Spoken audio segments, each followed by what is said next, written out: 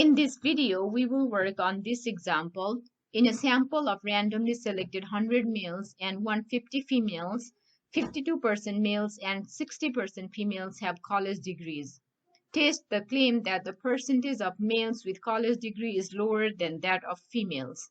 For this example here, we will state hypothesis, we will find test statistics, p-value, critical value, and also draw conclusion based on our finding. Here, the claim is that the percentage of males with college degree is lower than that of females. If we assume proportion P1 for males and proportions P2 for females, the claim looks like P1 is less than P2. Now, this is same as saying P1 minus P2 is less than 0. So, this will be our alternate hypothesis. So, let me write our alternate hypothesis down here. P1 minus P2 less than 0. Whereas our null hypothesis is their differences P1 minus P2 equals to 0. Now, let's find test statistic using this formula here. In this case, our P1 hat is 0.52. So let me write it down here. Our P1 hat is 0.52 and our P2 hat is 0.6. Our N1 is 100 and our N2 is 150. Now let's put these values in this formula here. So substituting these values into this formula, we get 0.52 minus 0.6 over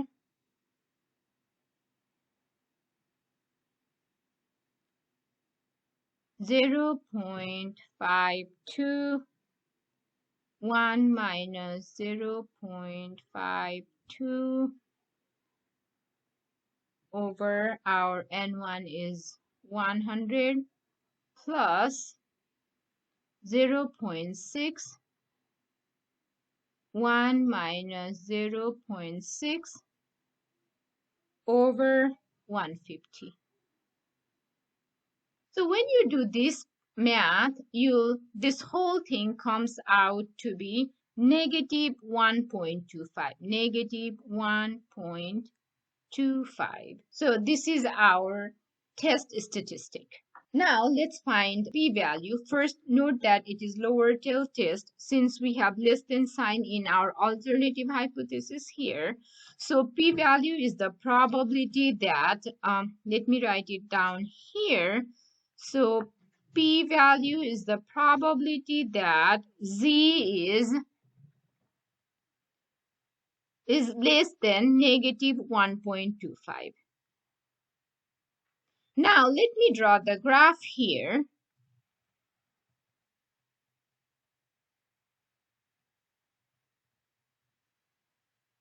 Now let's label this graph here. So we know this point here is negative 1.25 and we need to find this area.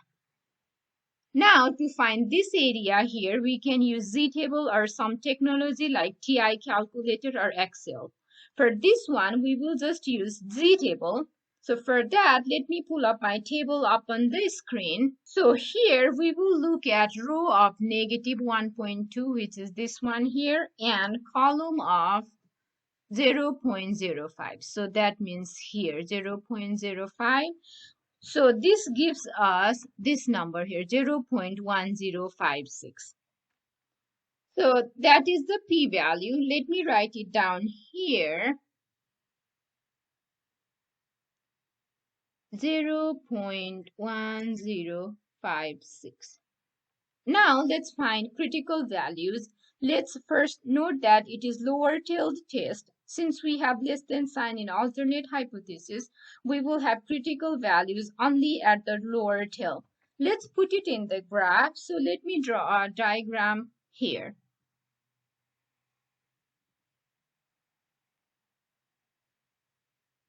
This point, this is what we are supposed to find. And since alpha is not given, we will take that to be 0.05. So this area here is 0.05. So to find the critical value, we can use different tools like calculator, Excel, and table. Here, I'll show you how to do this using TI calculator. So for the other methods, please see my other videos. Now let me pull up my calculator up on the screen. First, punch in second, then go to distribution. We'll be using inverse norm function. So use this arrow key to go to inverse norm, then hit enter.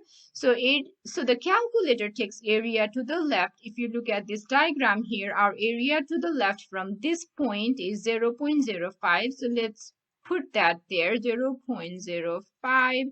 Then our mean is 0, our standard deviation is 1, then hit enter, then hit enter. So this is our critical value, that is ZC.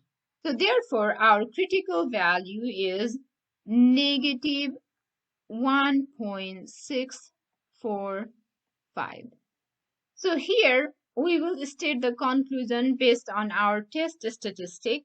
And let me draw a diagram again here. So we just found that this point here is negative 1.645, and our test statistic that we found was negative 1.25. So if this is negative 1.645, so let's say our test statistic negative 1.25 is here. So let me mark that 1.25.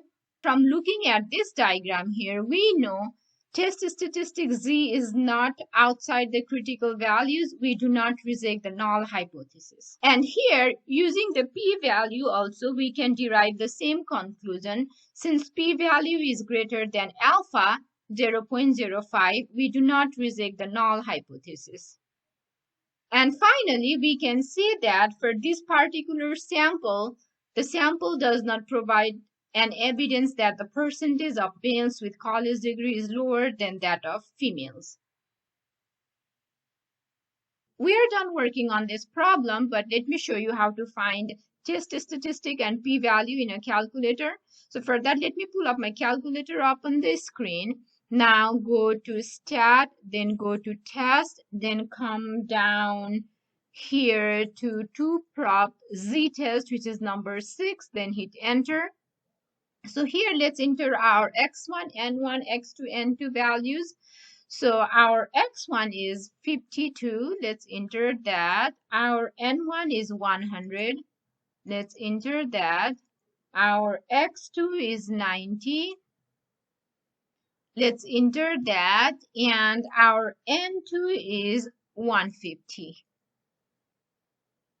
Since our alternate hypothesis has less than sign, we'll be selecting that less than sign here, then hit enter, then use this arrow key to come down to calculate, then hit enter. So if you look at your calculator screen and compare what we got here on the slide, so they will match. These are the exact same number we got here also. So if you look at Z, which is test statistic here, which is negative 1.25, and that's what we have here. Z equals to negative 1.25. And also, if you compare your p-value, which is 0.105, and that's what we got here also, 0.105.